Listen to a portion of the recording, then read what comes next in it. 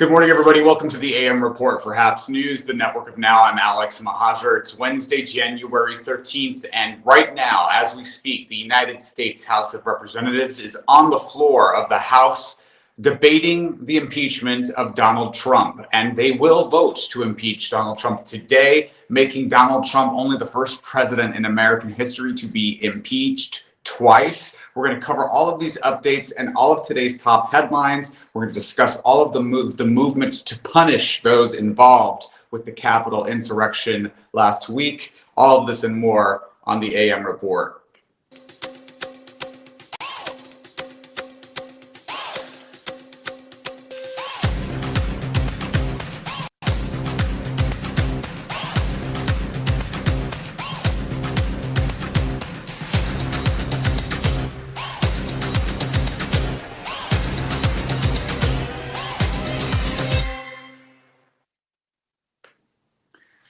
Good morning, everybody. Welcome to the program. I'm Alex Mahajer. If you're watching on the Haps app, website, or platform, click the award button. Let us know you're enjoying it. Or if you're watching on Facebook, Reddit, YouTube, Periscope, Twitter, anywhere you might be watching, leave a comment. Let's bat around with each other live on air.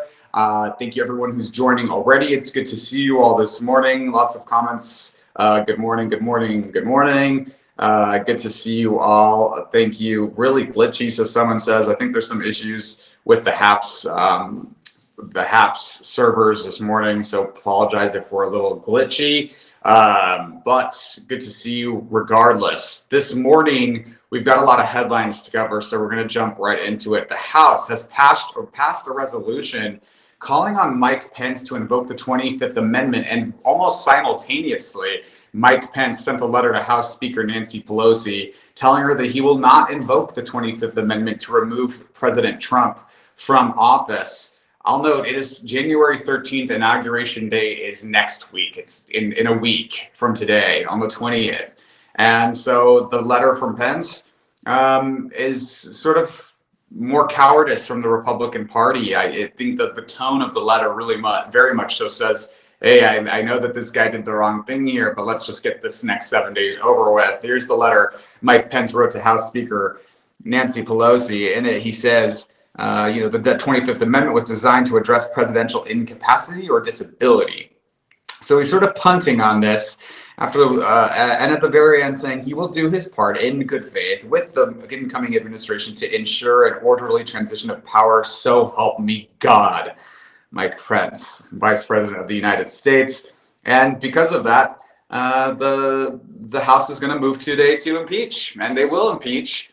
Nancy Pelosi always said that censure was not going to be sufficient, that if Mike Pence did not invoke the 25th Amendment, she would move to impeach, and that her Democratic caucus is ready to do so. And it appears as though the red wall has begun to crack, that Republicans are getting on this train as well. A growing number of GOP members will vote to impeach today. Representatives John Katko of New York, Liz Cheney, who's the third Republican in the House, released statements saying that they will impeach, and the White House officials are saying that as many as 20 House Republicans will vote to impeach today, which is really a stunning change of events given how this Republican Party has walked in line step with Trump and has been very unwilling to speak out against him. So 20 cracks in the Republican red wall are fairly substantial.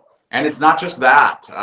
We're learning yesterday that outgoing Senate Majority Leader, soon to be Senate Minority Leader Mitch McConnell, is pleased by the Democratic move to impeach Donald Trump. What the fresh hell is this? When Mitch McConnell's making lots of sense, sort of troubling and confusing. But Senate Majority Leader Mitch McConnell reportedly pleased the Democrats. The caucus is going to move to impeach Trump, believes that Trump committed impeachable offenses by inciting the mob to a violent insurrection last week. McConnell has privately told his inner circle that he believes that this is a chance for the Republican Party to purge Trump. And, privately, Mitch McConnell's pissed off.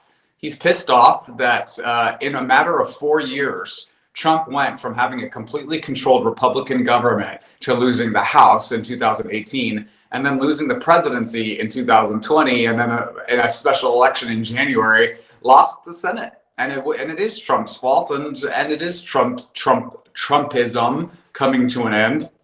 And what we're seeing is a violent blowback from that, from the minority who's been stoked to violence by conspiracy theory and misinformation, because this isn't a normal time. This isn't a normal Republican Party, and this is not a normal majority party, the majority party right now, the outgoing majority party, if you can really call it that, since Trump never got elected with the majority, he won on an electoral college fluke.